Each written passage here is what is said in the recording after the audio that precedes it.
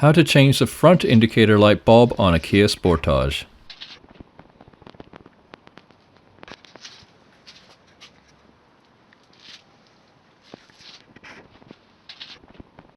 It's this tab here. To release, turn slightly counterclockwise, only about 10 degrees.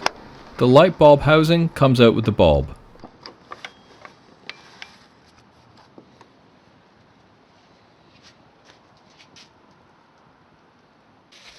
To remove the bulb, push inwards and turn counterclockwise.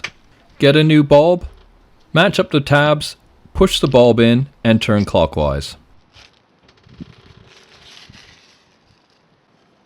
Return the bulb housing to the lens, matching up the tabs and turn clockwise this time.